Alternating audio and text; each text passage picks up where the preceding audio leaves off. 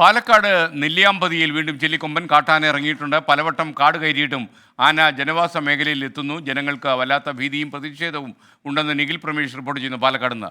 പറയൂ നിഖിൽ പ്രമേഷ്, വിശദാംശങ്ങൾ.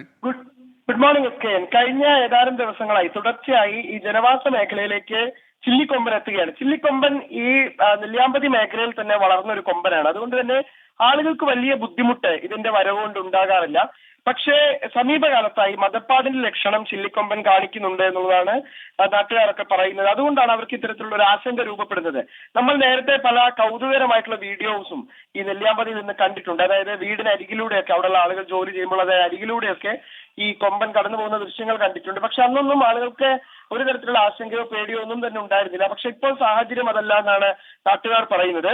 അതായത് മദപ്പാടിന്റെ ലക്ഷണം ആന കാണിക്കുന്നത് കൊണ്ട് തന്നെ ഇതിങ്ങനെ ജനവാസ മേഖലയിലൂടെ കറങ്ങി നടക്കുന്നത് തങ്ങൾക്ക് ആശങ്ക ഉണ്ടാക്കുന്നു എന്നുള്ളതാണ് നാട്ടുകാർ പറയുന്നത്. പക്ഷെ വനംവകുപ്പ് പറയുന്നത് അത്തരത്തിൽ ആശങ്കപ്പെടേണ്ടുന്ന ഒരു സാഹചര്യവുമില്ല. അവിടെ ജനിച്ചു വളർന്ന കൊമ്പനാണ് ചില്ലിക്കൊമ്പൻ. ചില്ലിക്കൊമ്പൻ അങ്ങനെ ആരെങ്കിലും ഉപദ്രവിച്ചതായോ ആക്രമിച്ചതായുള്ള ഒരു റെക്കോർഡുമില്ല. അതുകൊണ്ട് തന്നെ ആശങ്കപ്പെടേണ്ട സാഹചര്യമില്ല എന്നാണ് അവർ പറയുന്നത്.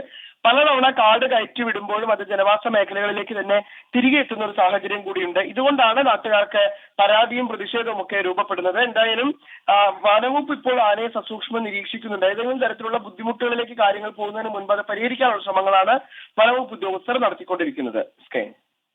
Okay, thank you Nikhil Pramesh.